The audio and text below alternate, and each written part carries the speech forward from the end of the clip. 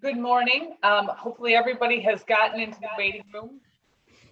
Welcome to the Don't Apologize session. I'm Tammy and I'll be assisting moderating this session. We have two interpreters with us today that should be pinned to the top of your screen, one providing American Sign Language interpretation and one doing Spanish translation. If you would like Spanish translation, click the globe at the bottom of your Zoom screen and select Spanish interpretation. You may have questions during the session. You may ask your question in Spanish and the interpreter will interpret in English once you've asked your question. I will be monitoring any questions in the chat and may interject when Ashley has a natural break to make sure that we're getting to your question as the presentation is ongoing. If you are applying for continuing education credits, please make sure your full name is displayed on your Zoom screen. And with that, I am going to turn this over to Ashley so she can do her Don't Apologize presentation. Thank you. And I'll just offer that same message real quick in Spanish. Buenos días. Interpretación en español disponible. Enseguida se va a encender un modo de interpretación simultánea. Fíjese al pie de su pantalla haciendo clic en el icono de un globo o si es por medio de celular, a veces hay 3 puntitos donde hará usted clic y va al canal.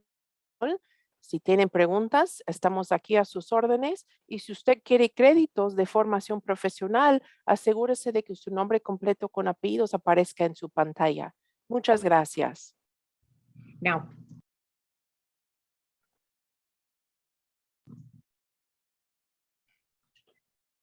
Luke.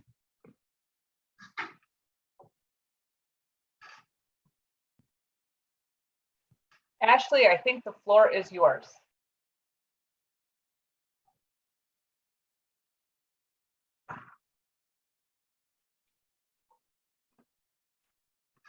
All right, so this is my presentation on Don't Apologize, which means that if you have something with your disability or something that, irritates someone, you shouldn't apologize for it, that should just be who you are and you shouldn't apologize for that. So here's a little bit about me. So.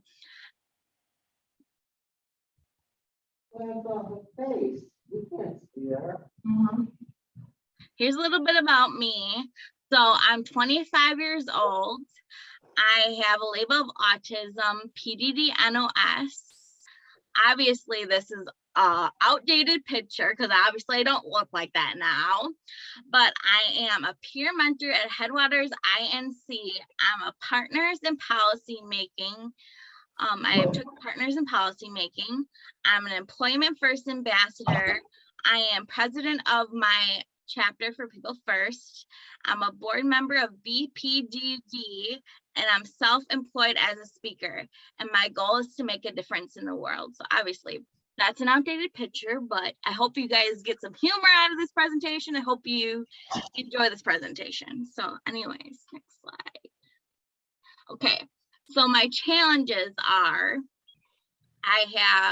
with my autism, I have sensory really bad, which means smells, textures, all that kind of stuff. I also have stemming where there are things that are too stimulating in an environment. So I have to tell people that I might look the other way, or I might have an issue during presentations and stuff. So those are the things I have to deal with my autism. So next slide. I'm gonna go on the next slide.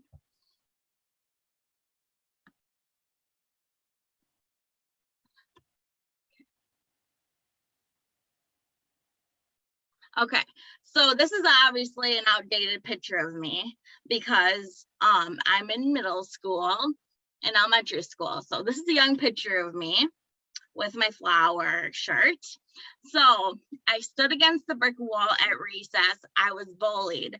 I had absolutely no friends. Everybody avoided me at lunch and recess.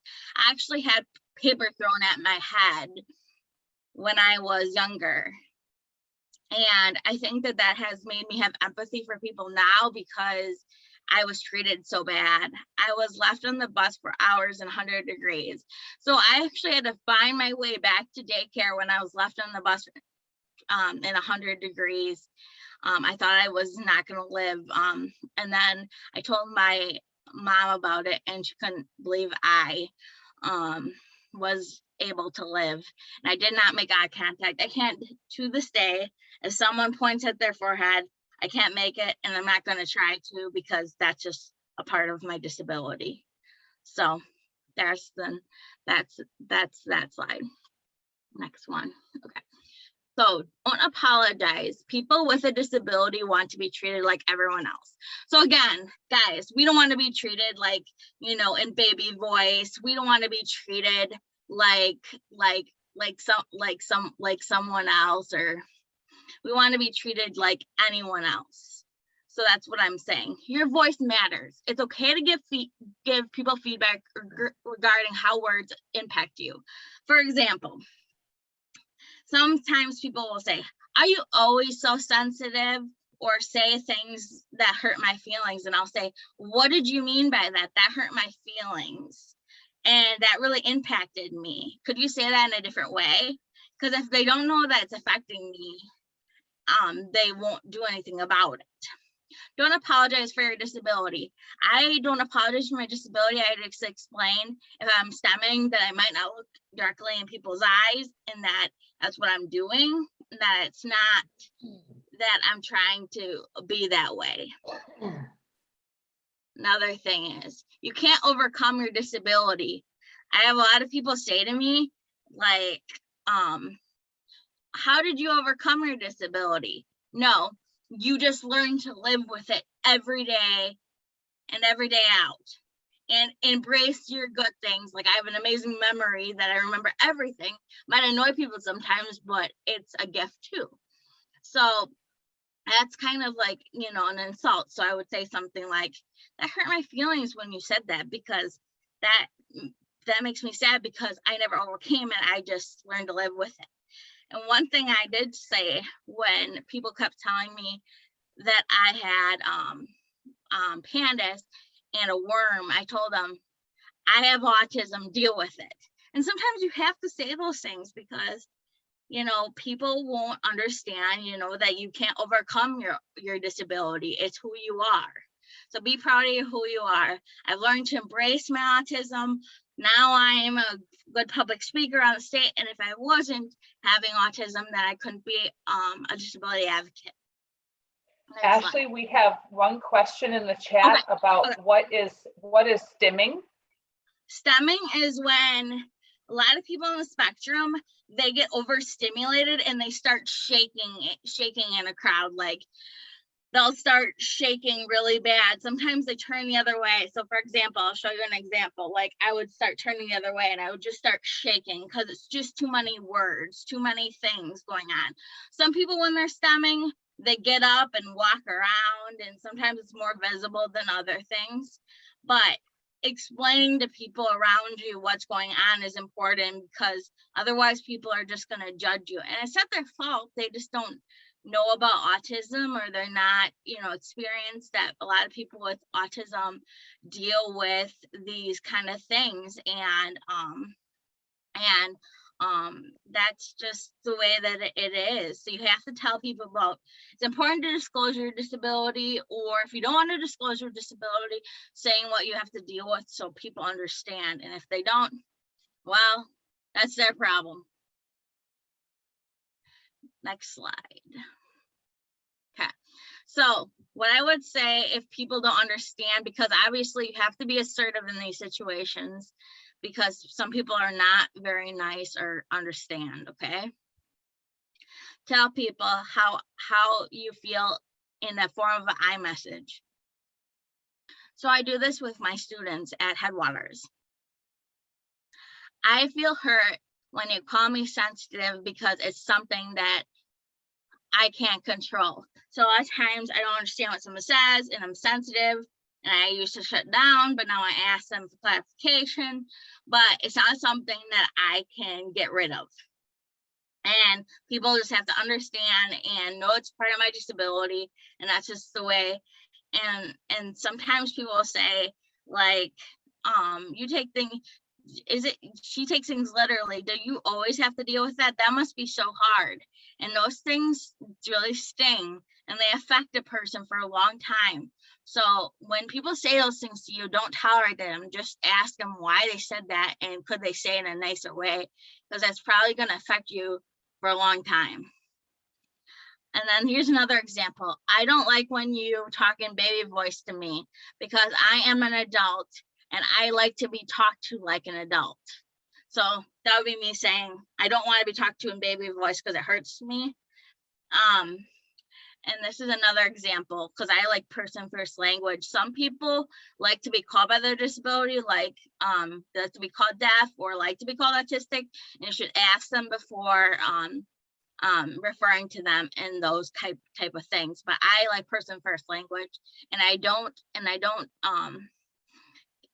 think that's bad either way. I just think you should ask. Okay, so I don't like it when you introduce me as my autistic granddaughter. I am Ashley and not my disability.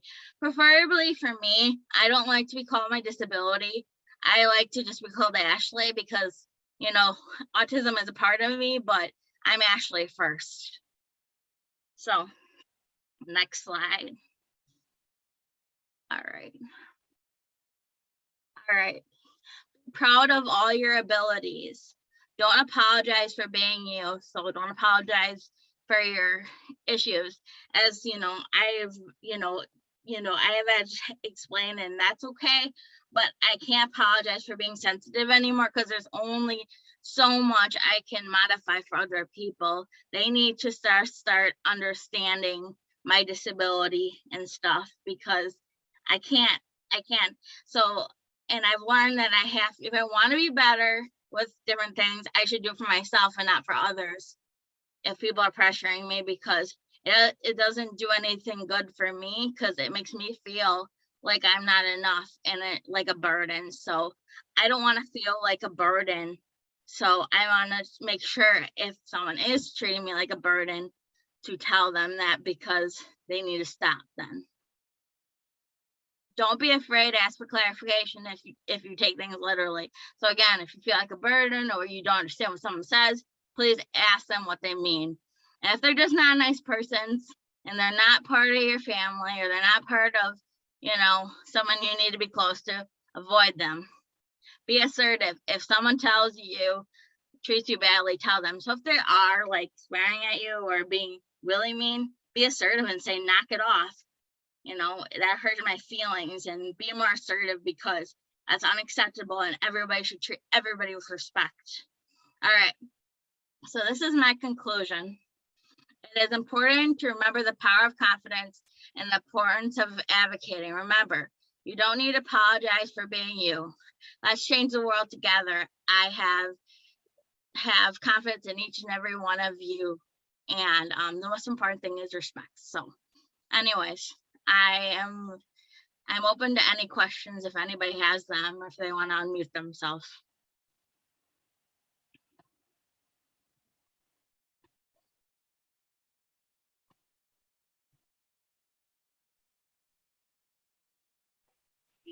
Ashley, I have no questions in the chat, but there is plenty of time for folks who have attended this session. We are on until, I believe, 11:15, so don't be shy. All right. Can they Ashley, just? this is Cindy. Yes. Thank you for your kind words. I have a tendency to say I'm sorry for everything.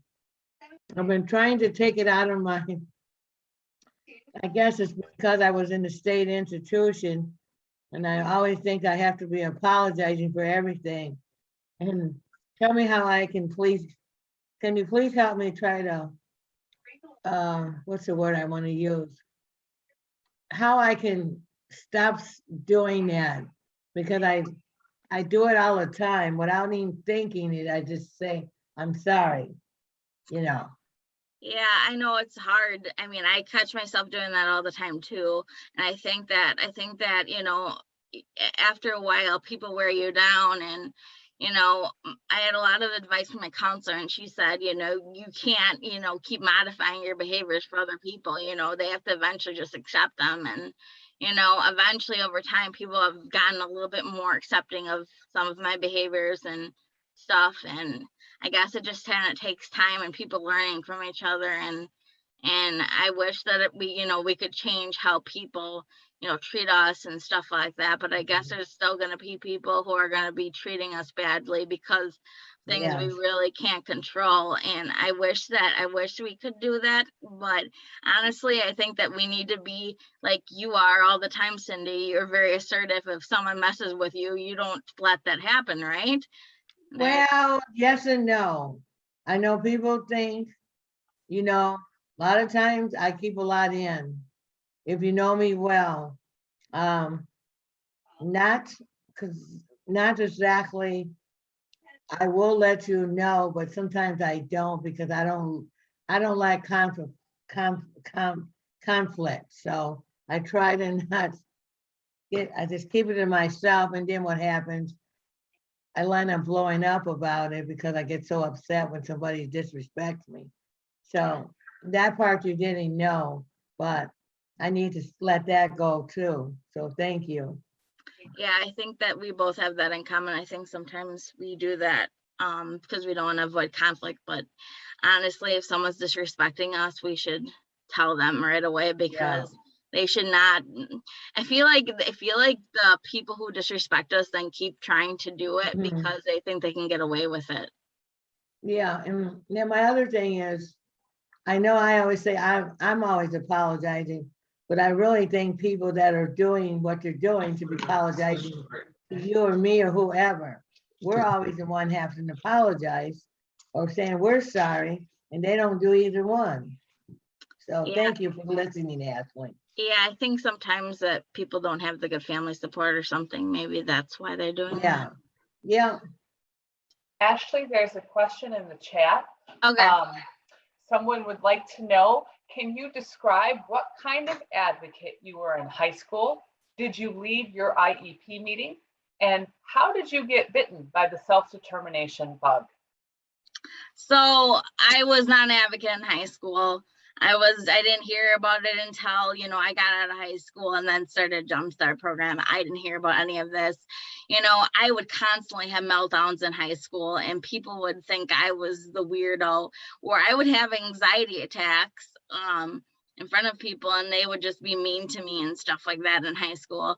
So I definitely think that the reason why I treat people so goodly and the reason I stand up for so many people is because I was treated really badly.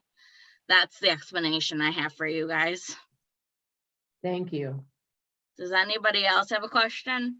You can raise your hand or unmute. Or there is another question in the chat from Nancy, and she's asking for any advice about how to tell when. Let me read the whole thing. I'm sorry. I just said I'm sorry. Sorry, Cindy. You advise that people on the spectrum ask for clarification on things they don't understand. Nancy's asking any advice about how to tell when you need clarification. She knows somebody who is on the spectrum who told her that there are so many confusing things that others do and say that they can't tell when to ask. Well, I think just kind of explaining, like, you know, when you feel this way, please tell me, and learn how to advocate for yourself.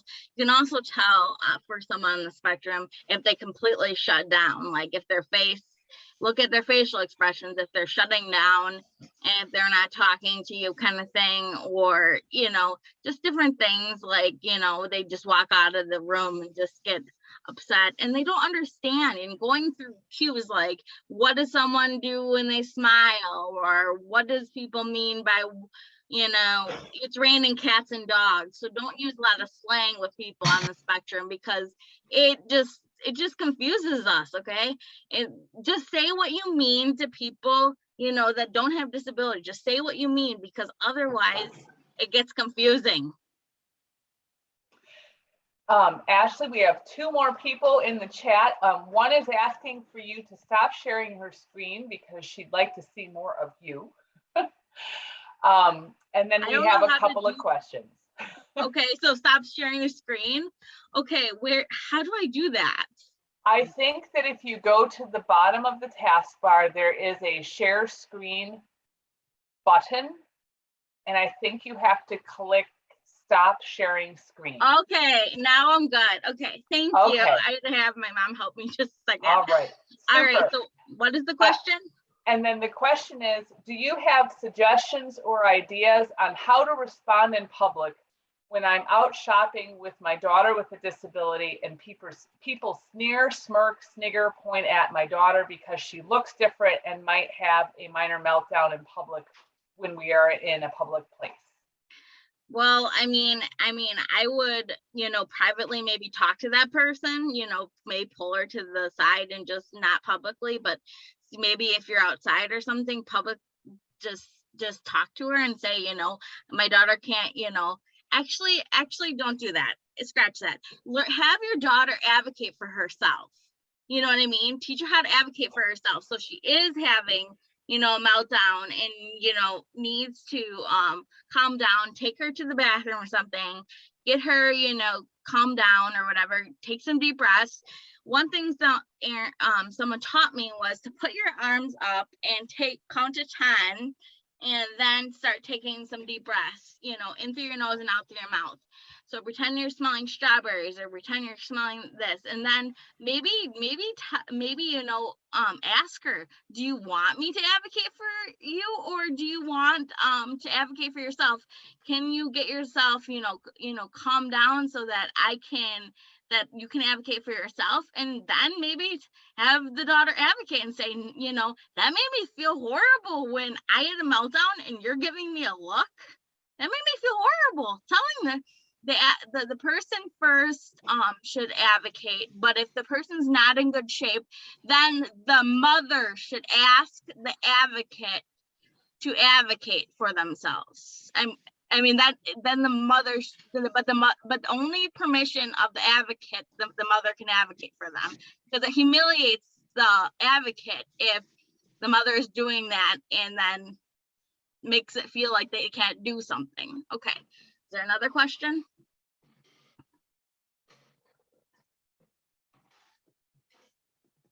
Did I clarify that? Yep, lots of good questions. I got too excited with my mute button. Ashley, knowing what you know now, what advice would you give to an Ashley in high school now? Well, number one, don't tolerate a lot of things, don't tolerate a lot of things. Advocate for yourself. If you're having a meltdown, like don't apologize for having a meltdown. Don't make these people degrade you like they have. You know what I mean? Because I'd have people in high school, I wouldn't take pictures with these people and they were posting because I had a disability and they were trying to get fame off of me for having a disability. And then the funny thing is, guys, I'm going to share something funny with you. The girl actually told me after high school that she got diagnosed with autism. You know how I felt bad for her? Not really a lot, because she was using me to take pictures with her in high school. I thought that would give you guys a little bit of a laughing point. Anyways, next question. Someone, Mira asks, how did you deal with your stress in public? Well, sometimes I would have, tremor attacks, different things, and I just had to learn how to cope along the way, to learn strategies, and a lot of the advocates have taught me, how to deal with stress by putting your arms up and by I didn't know until I was in 8th grade that I actually had autism, because they diagnosed me with emotional behavioral disorder. And that was pretty sad because of my meltdowns, that everybody just judged me. And I didn't know I had anything until about 8th grade. I have a question, but I don't know if I can take it in the time limit. All right. Is there any other questions? Hunter, you want to go? Yeah. Okay, Hunter. Hunter, I was I'm gonna ready. say, if you don't mind me asking, what do you say is the most ignorant comment you ever had from a non-autistic person in regards to your disability. Can you repeat that again? I'm sorry, Hunter. If you, He asked, what is the most ignorant comment that you've received from somebody who does not have autism? Well, just kind of like, oh, that's an autism thing or something like that. They'll just say like, oh why, that was so annoying that person did that. Like how do you deal with that? That was, when I said that in the presentation, that was the most hurtful comment, because like I have to deal with so many good things, and the fact that people were just pointing out the fact that that I have to deal with this one thing. And I think sometimes people, since I'm a public speaker around the state, sometimes people will say things like that just because they're jealous, and they just want me to have a couple flaws. And in this industry, you always have those people that are going to be haters and say things that hurt your feelings. So just kind of clarifying and saying this hurts my feelings and it's not okay, and you cannot disrespect me like that. Sorry, keep going. I didn't know you were done now. Okay, who wants to go next? I was gonna ask another, I wasn't born with autism, and I was not, but because of the state institution, they had like 5 different disabilities on me. But 5 or 6 years ago, I was diagnosed finally with what my disability is. It is intellectual and autism. And because I had to go to the Social Security, something with Social Security, of course. So I have what you call an individual disability. Means you don't know by looking at me, oh, Cindy doesn't have any struggles. So when I want to ask you, what do you have like do people think you have an invisible disability, and they treat you differently, you know what I'm talking about, Ashley. I'm trying to say it, but it's a little hard to get it So out. invisible disability, yes, obviously. Yeah. When I've sat on a purse, I think I've told you that, Cindy. I've done things that were just kind of like people will be like, oh my gosh, Ashley, you're too outspoken or whatever, kind of thing. And they forget I have autism. And I'll just explain people, I'm stemming, I'm looking the other way, and I'm just like, this is way too much stimulation. And Amen. People don't understand. I don't remember if I told you this, Cindy, but I actually dropped ketchup on someone's head at Culver's. People were looking at me and staring at me. Yeah. and I probably couldn't work at a grocery store because it's way too sensory for me. Right. And all this stuff. And I know Chaz is giggling at me because he knows he knows that. Yeah. All right. Is there any other questions? But I want to just say, I relate to you. I very well relate to you. You are my hero, like I'm your hero. Is because why I say this is that this dawned on me now, is that I couldn't figure out why I was always fidgety, moving around. People said, oh, you just got a nervous condition. And when I found out I had autism, that solved the problem. And I got I have the headphones too, which has helped to drain out. It is so good to know what your real disability is instead of 5 different ones, because I'm sitting here with you now, but I'm fidgety. I need to get up, but I try to just make myself sit. But it's just so nice that people that don't know me, oh, I didn't know you had autism. Well, I don't just going to come out and tell you I have autism. I'm a person with disability second. So. But you taught me, Ashley, and I think you taught everybody else on here. We have to be our best advocates. We have to be our best advocates. So thank you, Ashley. This really always uplifts me. Thank you. So Ashley, there are There are quite a few questions in the chat and we are at 11:15. Yeah, I know we're at time, so I don't know if we have time to answer these questions quick. I will go through them as quickly as you can if you want to hang on. So Guys, are you okay with staying on? That's Oh, what I yes, definitely. We want to hear Okay. everybody. Yeah, of course. Okay, because All I want to right. make sure advocates are heard. So we have a question about how do you help people understand your anxiety and panic attacks so they don't label those symptoms as behavioral? Well, I explain sometimes, I get overstimulated and sometimes I start shaking. Actually, when I actually went to the doctor, they actually pointed that is kind of like my panic attacks are so bad sometimes when I stem that they're almost like a seizure almost. I don't have seizures, but I have to explain to people sometimes my head will shake, my body will shake. It's kind of like almost like going in to a seizure, but not medically inclined. I'll have to explain my sensory. I don't like ranch, mayonnaise, or whatever, and I have to advocate. And sometimes people take it well, and sometimes people don't. Just like anybody, doesn't respect other people, they don't respect me half the time. And I just, if they aren't my family, I usually just distance myself from them because I don't want anybody treating me bad in my life. I deserve to be treated with respect. Like every one of you deserves to be treated with respect. Next question, do you have any advice to explain to a boss to promote more inclusion in the grocery store, even though we do have some people with disabilities?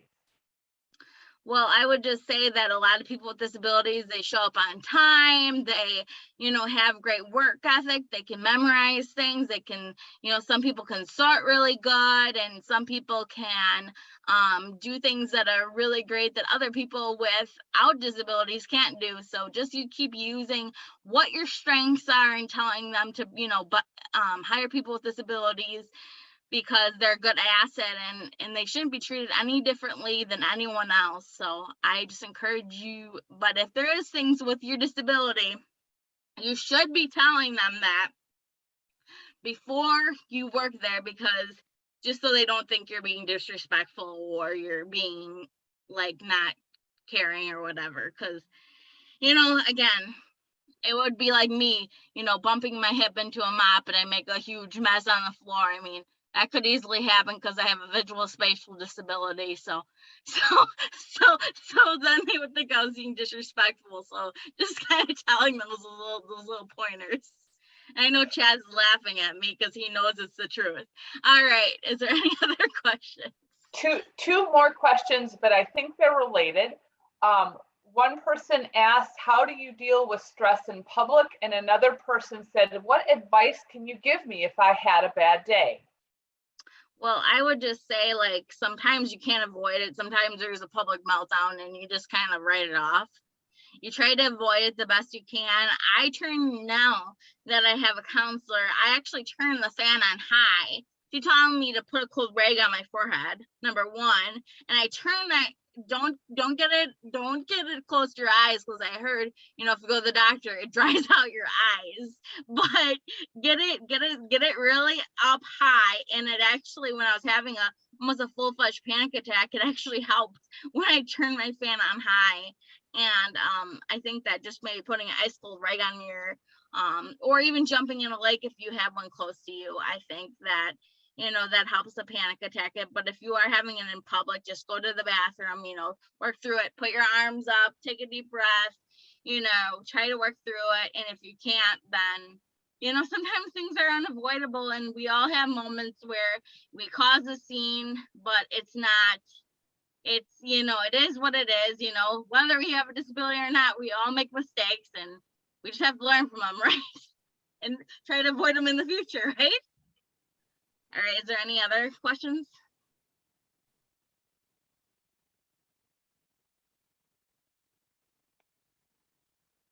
Tammy? No other questions in the chat. Okay. So is everybody good? Or is there any other questions? Thank you, Ashley. You did a great job. This is Cindy. Okay. Thank you, guys. All right. Have a nice time at the other sessions. Bye-bye. Bye, Ashley.